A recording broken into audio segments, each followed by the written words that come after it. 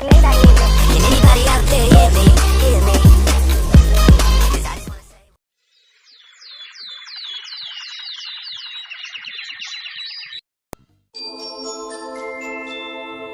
माँ सुनो।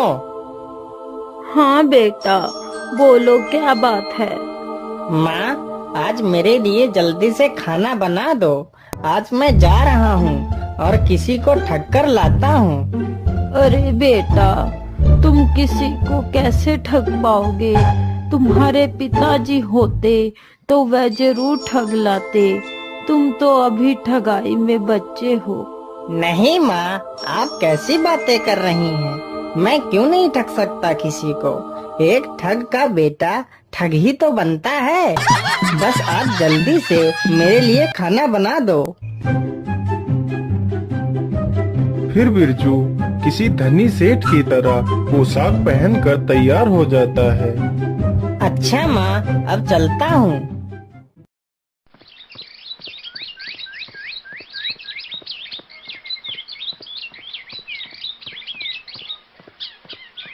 बिरजू चलते चलते एक गांव के नजदीक पहुंचता है। तभी गांव के करीब ही चार ठग अपने खेत में काम कर रहे थे। अरे बड़े भैया, कितने दिन हो गए लेकिन हमने किसी को ठगा नहीं। हाँ बड़े भैया, मन्ना भैया ठीक कह रहे हैं। अब तो हमारे पास पैसे भी नहीं बचे हैं। जो थे वो सब खत्म हो चुके हैं। चलो भैया, आज किसी सेठ को ठगते हैं। अरे सुनो, उधर देखो, उधर कोई मुसाफिर आ रहा है। अरे हाँ, यह तो कोई धनी सेठ लग रहा है। अरे चलो चलो, इसे ही ठगते हैं। अरे भैया, इतनी कड़कती धूप में तुम कहाँ जा रहे हो? थोड़ा सा पेड़ की छांव में आराम तो कर लो और पानी वानी तो पी लो, फिर आराम से चले जाना। अरे नहीं नहीं भैया, मुझे थोड़ा सा जल्दी है, इसलिए मैं आराम नहीं कर सकता। वापसी में आते हुए मैं आपके पास जरूर रुकूंगा। अरे सेठ जी, कैसी बातें कर रहे हैं? काम तो पूरे जीवन करना है। काम के साथ साथ आराम करना भी तो जरूरी है। चलो अच्छी बात है, आप लोग नहीं मान रहे हो तो थोड़ा सा रुक ही जाता हूँ। जिस मुसाफिर को वह चारों ठग सेठ समझ रहे थे, वह तो खुद एक ठग था। तभी बिरजू घोड़े से नीचे उतरकर उन चारों ठगों के पास जाकर बैठ जाता है और चारों ठग यहाँ वहाँ की बातें करने लगते हैं। अरे सेठ जी, मैं आपसे एक बात कहना चाहता हूँ। अरे बोलिए भैया, बोलिए, आप क्या कहना चाहते हैं? सेठ जी, बात को बताने से पहले मेरी एक शर्त है। बोलिए भैया, आपकी क्या शर्त है? मैं आपकी शर्त मानने को तैयार हूँ, बोलिए। सेठ जी, मेरी शर्त यही है कि अगर आप मेरी बात को सच मानोगे तो कोई बात नहीं। अगर आप मेरी बात को झूठा मानोगे तो आपको 1000 रुपए देने पड़ेंगे। ठीक है भैया, मैं तुम्हारी शर्त से सहमत हूँ। अब बताओ, तुम क्या कहना चाहते हो? सेठ जी, बात यह है कि एक बार मैं अपनी भैंस चरा रहा था और हमारे खेत में गेहूं की फसल खड़ी थी। तभी मेरी भैंस गेहूं के खेत में घुस गई और पता नहीं खेत में कहीं खो गई। हमने पूरा खेत ढूंढ लिया लेकिन भैंस कहीं नहीं मिली। फिर हमने पूरी फसल कटवा दी, भैंस फिर भी नहीं मिली। फिर मैंने उसी फसल के गेहूं चक्की में पिसवाए लेकिन भैंस फिर भी नहीं मिली। और हद तो तब हो गई जब मैंने उसी आटे की रोटी बनवाई और जैसे ही मैंने रोटी का पहला टुकड़ा तोड़ा तभी भैंस की पूंछ मेरे हाथ में आ गई। तो मैंने भैंस की पूंछ पकड़ के उसे बाहर खींचा, तब मेरी जान में जान आई। लेकिन भैया, आज तक मैंने यह बात जिससे भी बताई है उसने मेरी बात को झूठा ही बताया है। अब तुम ही बताओ, यह बात झूठी है या सच्ची है? अरे यह तो मुझे ठगना चाहता है, लेकिन बच्चू, मैं भी ठग का बेटा हूँ। अरे हाँ भैया, कभी कभी ऐसी घटनाएं हो जाती हैं, सबके साथ हो जाती हैं। हमारे साथ खुद कई बार ऐसी घटनाएं हो गई हैं। मैं तुम्हें क्या बताऊं, आज ही हमारे साथ ऐसी घटना हो गई। अरे सेठ जी, आपके साथ ऐसी क्या घटना हो गई? अरे नहीं भैया, मैं भी अपनी बात ऐसे नहीं बताऊंगा, मेरी भी एक शर्त है। बोलिए सेठ जी, आपकी क्या शर्त है? हम आपकी शर्त मानने के लिए तैयार हैं।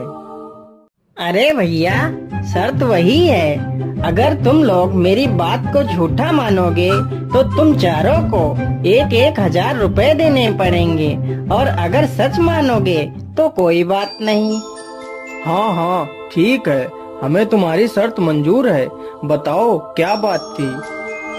अरे भैया, क्या बताऊं, आज जब मैं तैयार होकर सुबह काम के लिए निकलने वाला था, तभी मेरी सेठानी जी ने कुछ सुंदर पकवान बनाए थे और वो कह रही थी कि पकवान खाकर ही जाना। लेकिन मुझे काम की ज्यादा जल्दी थी तो मैं पकवान खाए बिना ही आ गया। लेकिन मेरी सेठानी जी मुझसे इतना प्रेम करती हैं कि वह पकवान लेकर मेरे पीछे पीछे यहाँ तक आ गई हैं। लेकिन सेठ जी, आपकी सेठानी जी तो कहीं नजर नहीं आ रही हैं। अरे भैया, यहाँ नहीं, उधर देखो, वहाँ वो मेरी सेठानी आ रही हैं। अरे बाप रे बाप, वह तो हमारी बहन है। यह सेठ तो हमसे भी बड़ा ठग है। अब क्या करें? अगर हम लोगों ने इसकी बात को झूठ कहा तो यह हम चारों से 1,000 रुपए लेगा, और अगर हमने इसकी बातों को सच कहा तो यह हमारी बहन को ले जाएगा। भैया, मेरी मानो तो अपनी बहन को इस सेठ के घर भेज देते हैं। वैसे भी हमें आज नहीं तो कल अपनी बहन का विवाह तो करना ही था। वैसे भी यह सेठ अपनी बहन को खुशी रखेगा, और अगर इसकी बात को हम झूठ बोलेंगे तो हमें 4,000 रुपए देने पड़ेंगे। हाँ हाँ, अपनी बहन को इस सेठ के साथ भेज देते हैं, और सेठ के घर में जितना भी माल खजाना होगा वह सब हमारी बहन लेकर भाग आएगी।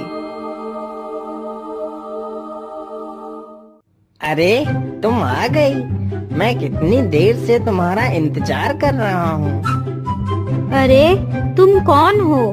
मैं तो तुम्हें जानती तक नहीं। अरे मेरी प्यारी बहन, ये तुम्हारे पति हैं। तुम्हारा विवाह इनके साथ बचपन में ही हो गया था। अब जाओ बहन, तुम इनके साथ जाओ, हम लोग तुम्हें जल्दी ही लेने आएंगे।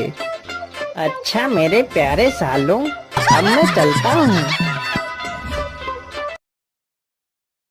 अरे भैया, यह तो हमारी बहन को ही ठग ले गया, हम इसे छोड़ेंगे नहीं। चलो हम कल ही इसके घर चलेंगे।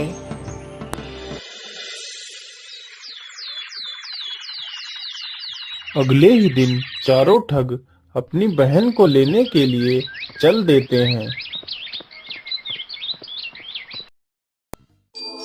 अरे भैया, आप लोग आ गए।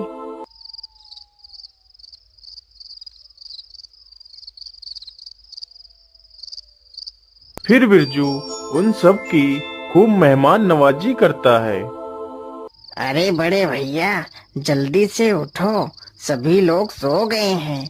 चलो हम लोग इस सेठ को रस्सी से पलंग में बांधकर इसे नदी में फेंक देते हैं, और इसके घर का सारा सामान लेकर और अपनी बहन को लेकर अपने घर वापस चले जाएंगे। फिर चारों ठगों ने उस बिरजू को सोते हुए ही पलंग में बांध दिया और रात में ही उसे लेकर निकल पड़ते हैं। उन्हें चलते चलते रात से सुबह हो जाती है। अरे भैया, मैं तो इस पहाड़ को उठाते उठाते थक गया हूँ। चलो इसी पेड़ के नीचे थोड़ा सा आराम कर लेते हैं। फिर वे चारों पलंग को नीचे रख देते हैं और वहीं पर सो जाते हैं। तभी एक चरवाहा अपनी भैंसों को चराते चराते वहीं पर आ जाता है।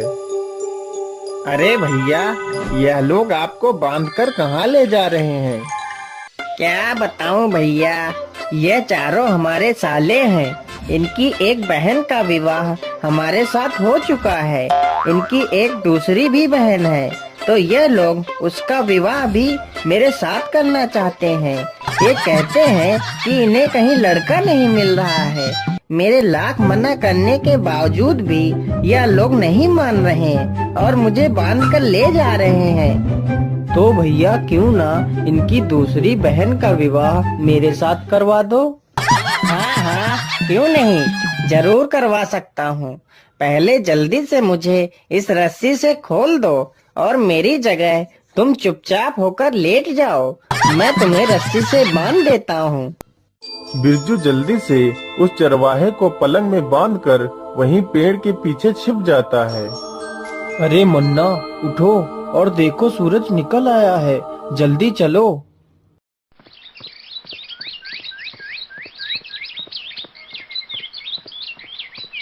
फिर वह चारों उसे उठाकर नदी पर पहुंच जाते हैं। उधर बिरजू उस चरवाहे की सारी भैंसें अपने घर ले जाता है।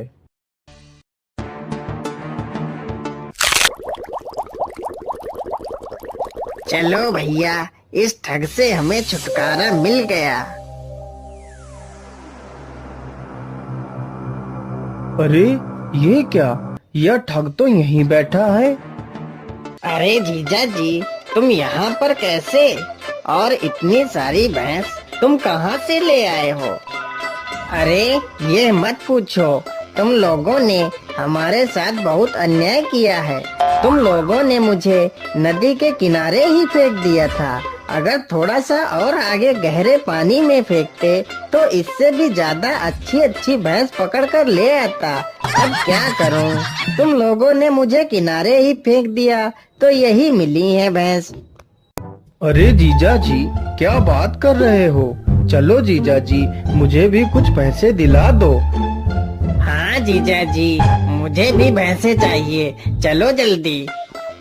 अच्छा, तो तुम लोगों को भी भैंसे चाहिए, तो चलो मेरे साथ। मैं जहाँ बोलूँ तुम लोग वहीं कूद जाना और अच्छी अच्छी भैंस पकड़ कर ले आना। बिरजू उन चारों ठगों को नदी की गहरी धारा के सामने ले जाता है। अरे सुनो, तुम लोग जल्दी से इस जगह पर कूद जाओ, नहीं तो लोग तुमसे पहले ही सारी भैंसें लूट ले जाएंगे। चारों ठग बिना देर किए हुए नदी की बीच धारा में छलांग लगा देते हैं और उसी में डूबकर मर जाते हैं। फिर बिरजू